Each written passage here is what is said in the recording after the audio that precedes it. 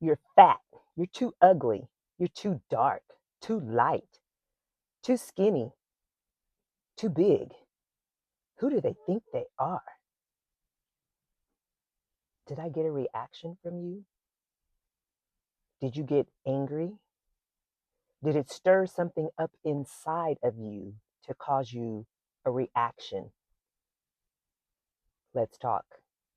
Colbert Kean Conversations is all about freedom. The freedom to bring out what's already within you. Freedom to overcome your fears. Freedom to crush self-doubt. Freedom to transform hesitation into action to live in our purpose. Colbert Kean Conversations. Let's talk. People have been known throughout time, from all along to now, to say things that seem to cause an intense anger, hurt, anything that causes a reaction from us. And we need to figure out why that is.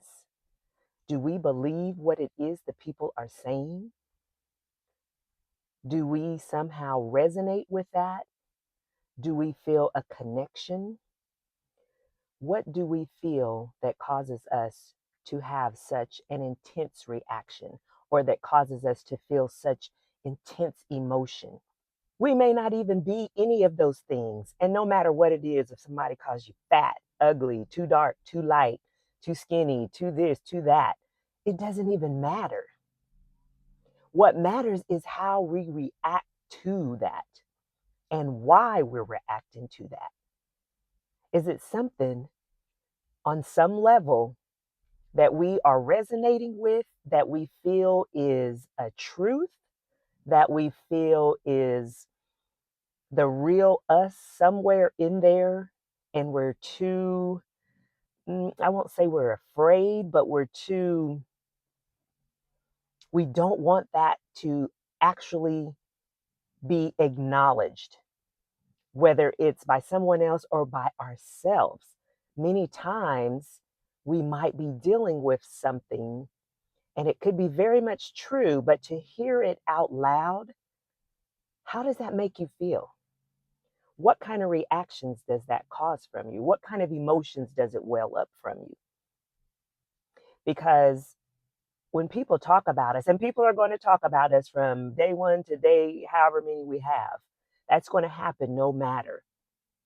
But what is it that's inside of us that causes us to do such a emotional reaction, or such a angry reaction, or mad? Are we resonating with what they're saying? Not saying that all of it may be true, but are we resonating with some part? Are we relating to some part of what has been said? And so therefore we're feeling some kind of way, and we want to defend that feeling, or defend what it's making us acknowledge. Could that be? Hey everybody, welcome to Mel's Minute. Did you know that the universe, the world, people will react to what you project? And what you project is what you believe about yourself. So project confidence, project boldness, and project wisdom, and all the things that you know you are deep inside. You just have to remember them. And sometimes that can be an uncomfortable truth that we have to face. Things that we don't say out loud even. It's we're feeling this on some level, or else we wouldn't be reacting. I know. I know. And we feel all the different things that people say, because on some level we are thinking that or feeling that about ourselves. And it doesn't matter what it is they're saying, we're feeling. So therefore, we're relating to that on some level, whether it's our subconscious or our conscious. We're some kind of way connecting with what's being said about us. And that is causing the reaction, whether it's an intense reaction, or whether it's a lower level reaction. It's causing something to stir up inside of us and causing us to question ourselves of, could this be true? Is a shred of this possibly correct? Even in criticism, when you think when people criticize you, and they're going to do that regardless, but when you're being criticized, is there some kind of sliver, a small piece of truth in there? Can we always find like a little piece of truth to that criticism?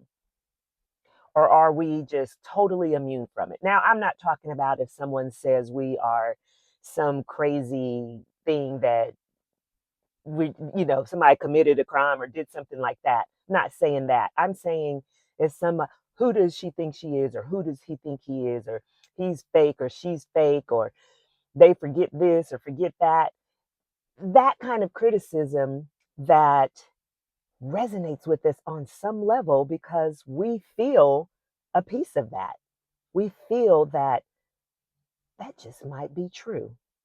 And a lot of that is based on our worth or what we believe we are or our value, or it could be based off past traumas that we've been through. It could be based off of any of those factors, but it's something that's within us that we have not let go of or that we have been harboring because some way we feel that we deserve to be in that state or we deserve to be seen as such. We're not worthy enough to be seen as these things we're accomplishing or things we're doing because we're still holding on to that past trauma of, I used to be like this, or I used to be like that. I used to do this and I used to do that. And we've all got a past. We've all done some things that we're not proud of. We all have hurt people. We've caused pain to them some kind of way, including ourselves. But that doesn't mean that we stay in that.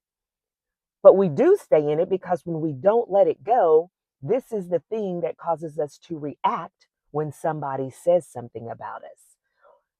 Somewhere it may have a little bit of truth in there because we have not learned to free ourselves from our past deeds or our past things. We have not learned to forgive ourselves. We have not reached that breakthrough moment where I am not my past.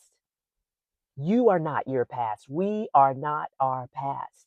We have used that to learn, and hopefully we're doing better. Hopefully we are going towards things now that are enriching and energizing and knowledgeable, and we can share with other people. But we can't keep living in what we used to be. That's done, gone, finished. But if people want to hang on to that and throw it back up at you, it can cause a reaction. It can cause us to resonate with that piece of it that may be true, and it causes a reaction. And usually that reaction is anger or rushing to defend ourselves or something of that nature. I want you to keep in mind that everything is not worthy of your response or your reaction. So protect it. Protect it.